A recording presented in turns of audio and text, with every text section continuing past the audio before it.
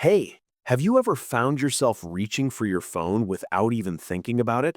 Or maybe you've said something like, ugh, I just can't break this bad habit, as if your behavior is completely out of your control. Well, what if I told you that your brain actually wants you to live on autopilot, and that there's a way to hack that system?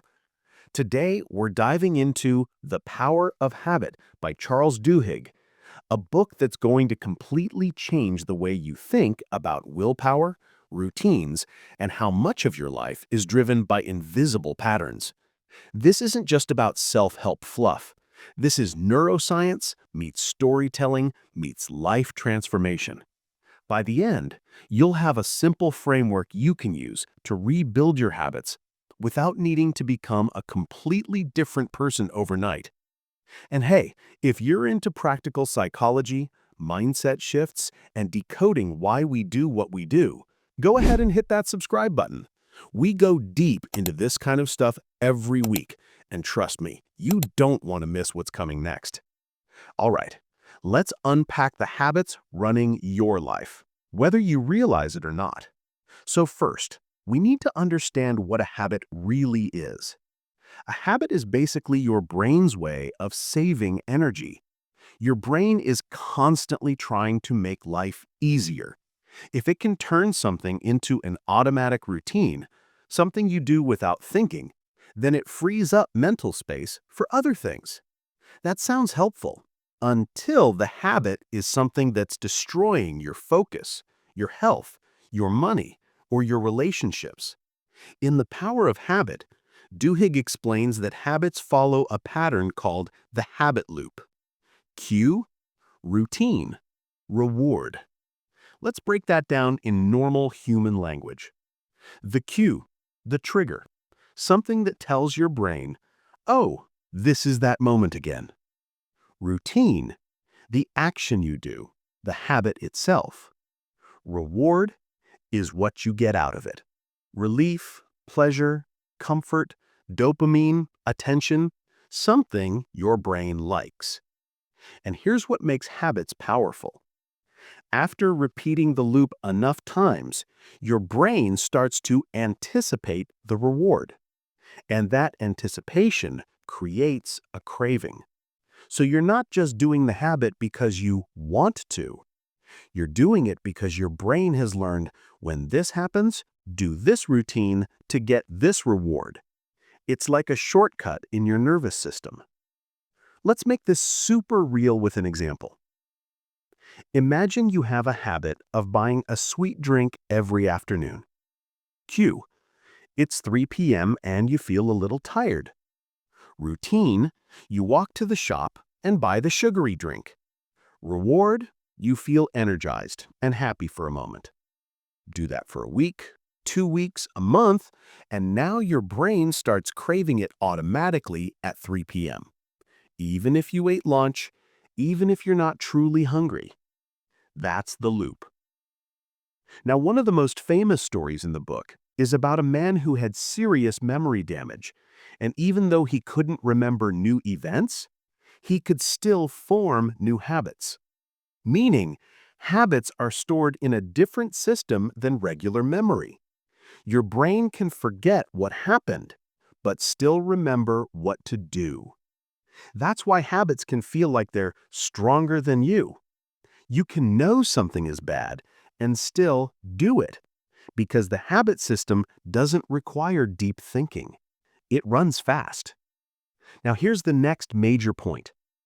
Habits never fully disappear. They become dormant. This is why people can quit something for months, and one cue can pull them right back. Same place, same routine, same craving. So if habits don't disappear, then what do? We learn to redirect the habit loop. And this leads to the most important practical truth in the whole book. You can't usually change a habit by just saying stop. You change a habit by keeping the cue and reward and swapping the routine. That's the secret. But we need one more concept before we get to changing habits. Craving. Duhigg explains that the reward must become something your brain starts expecting. That expectation, craving, is what drives the habit. It's not just, I like the reward. It's, I need the reward now. And this is why tiny triggers can control big behaviors. Your mood dips, you crave comfort. Your stress rises, you crave relief. You feel bored, you crave stimulation. And your brain already has pre-built routines for those cravings. So in this section, the takeaway is simple. If you want to master your habits, you have to stop judging them like, I'm lazy or I have no discipline, and start analyzing them like a scientist. What's the cue? What's the routine? What's the reward? What's the craving? Because once you can see the loop, you can start changing it. And that's exactly what we're going to do in section 2. All right, now let's talk about the part everyone actually wants.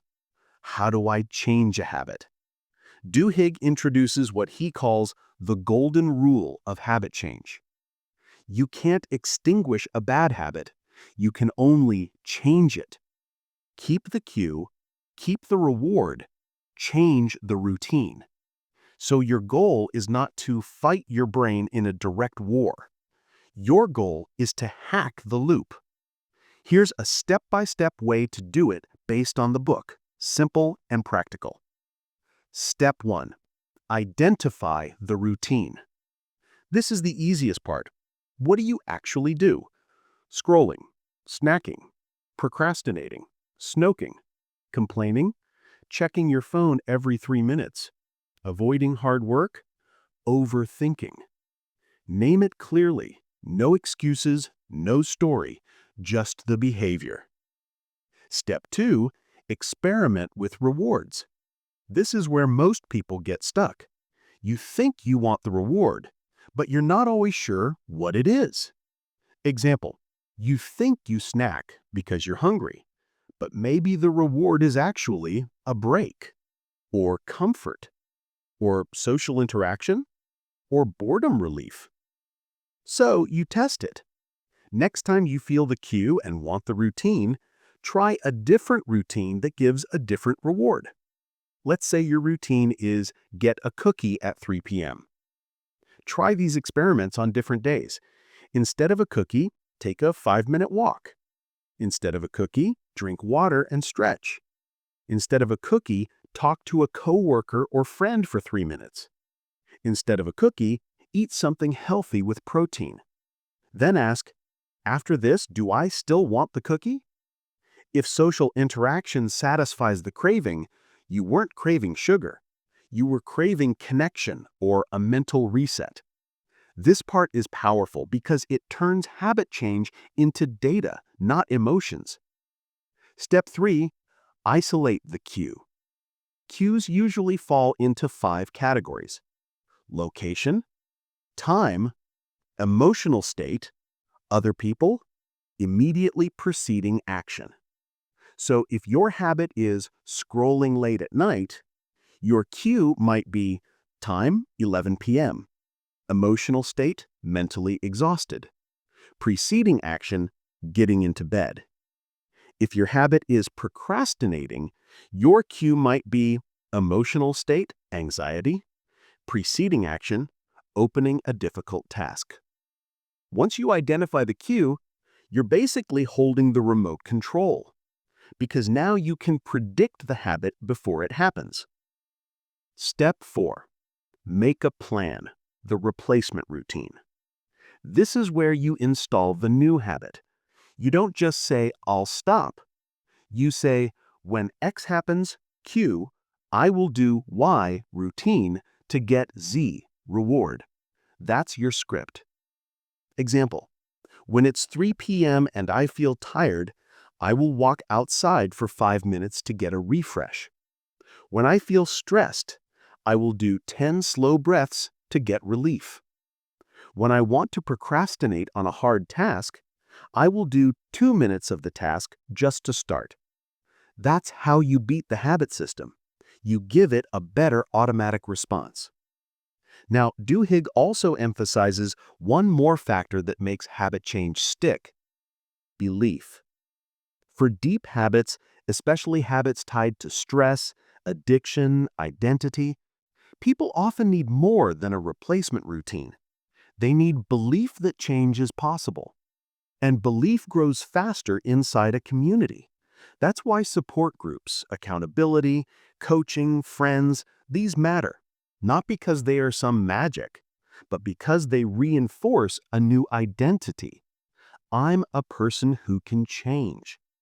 And once you believe change is real, you're more likely to keep showing up when it gets hard. Now, let me add a mini summary you can use right away. If you want to change, now let me add a practical mini summary you can use right away. If you want to change one habit this week, do this. Write the habit loop on paper, identify your cue category: time, place, emotion, people, preceding action.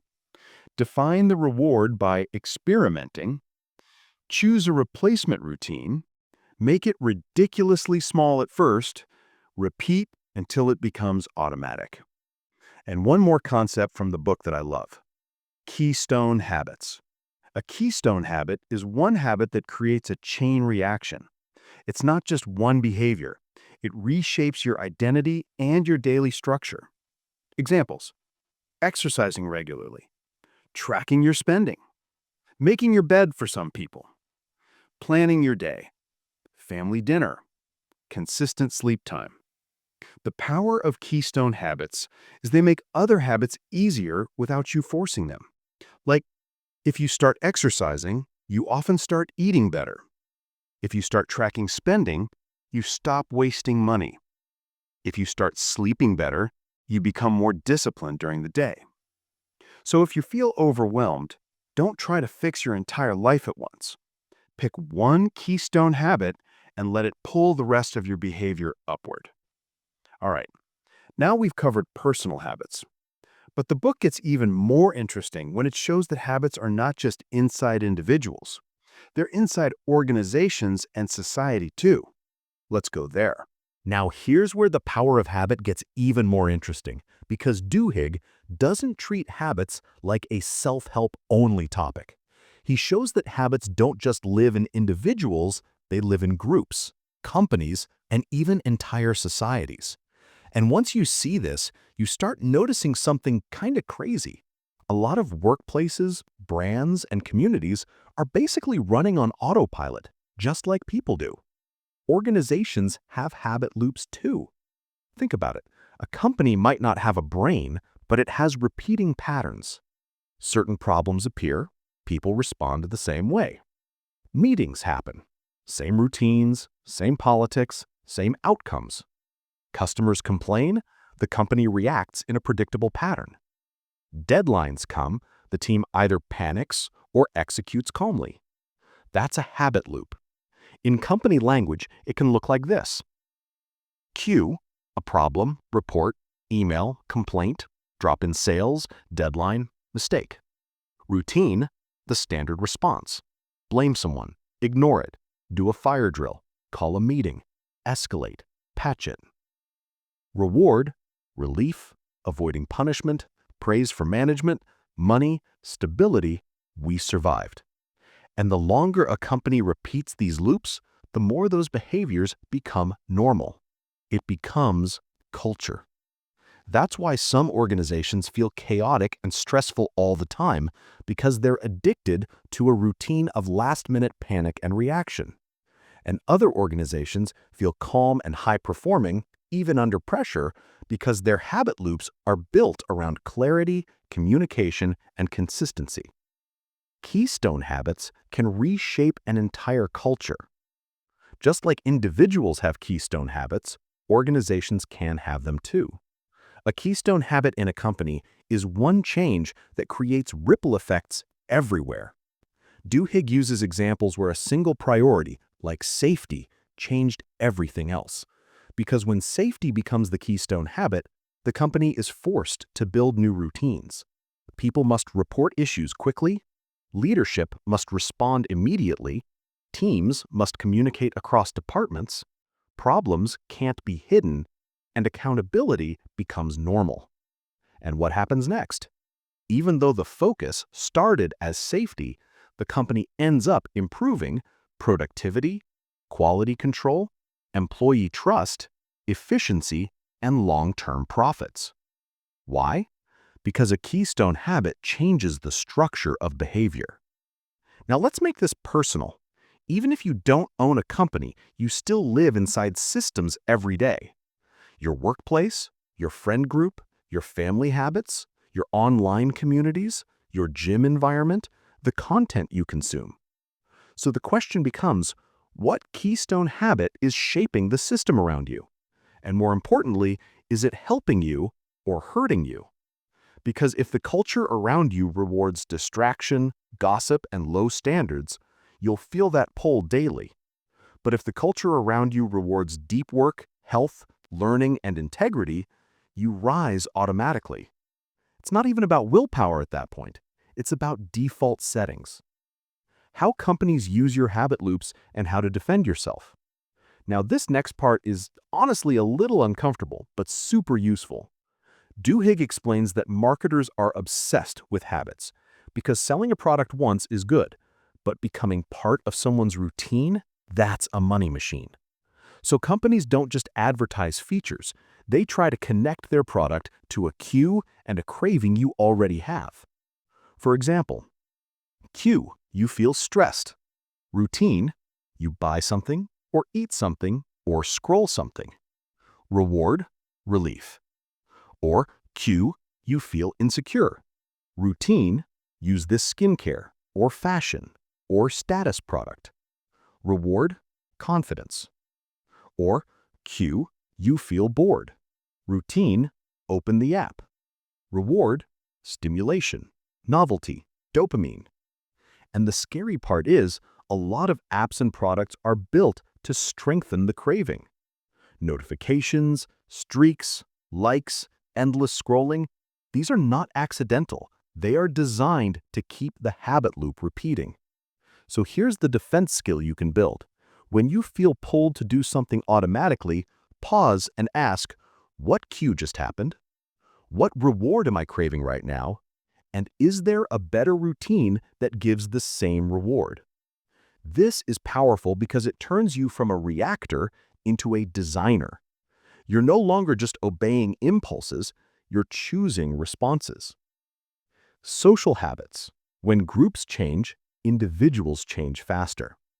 Another big theme in this section is that habits spread through social behavior. If everyone in your environment eats poorly, sleeps late, and never exercises, that becomes the normal standard.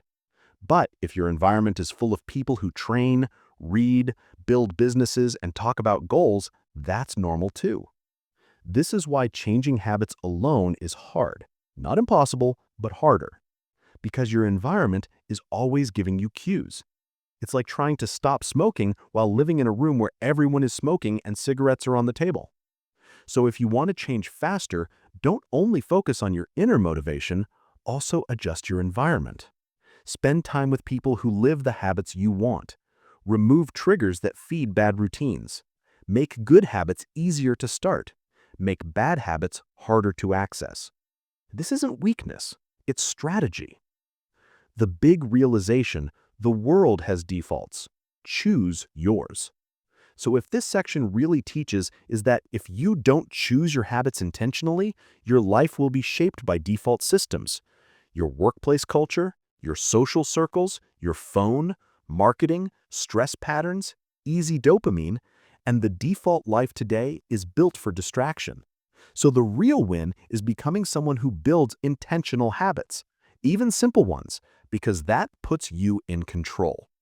Your habits are the foundation, and once you change the foundation, everything built on top starts to change too. So when people say, I want a better life, what they often mean is, I want better automatic behaviors. Because your life isn't made of big dramatic moments. It's made of the small things you repeat. And when you understand that, you stop waiting for motivation and you start installing better patterns. That's how individuals change. That's how companies change. And honestly, that's how societies change too. So here's the big message of the power of habit. You are not powerless. Even if you've been stuck for years, even if you keep repeating the same cycle, even if you feel like your habits are just who you are. Habits are not destiny. They're patterns. And patterns can be redesigned. Let me give you the full framework one more time simple. Cue to routine to reward. And underneath that, craving. To change a habit, identify the routine, understand the reward, isolate the cue, swap the routine, repeat until it's automatic, and build belief through a supportive environment. And if you want the easiest path, start with one keystone habit, one habit that pulls everything else forward. Because a small change can create massive results when it's the right change. So here's my challenge to you. Pick one habit you want to change this week, just one, and write your habit loop in the comments like this. What is your cue? What is your routine? What is your reward? And what is your new routine you will try? If you do this, you're not just watching a video, you're building self-awareness, one of the most valuable skills you can have. And if you found this helpful, make sure to like this video, subscribe for more book summaries and practical self-improvement content, and I'll see you in the next one. Because the goal isn't to become perfect. The goal is to become intentional. And that starts with your habits. See you next time.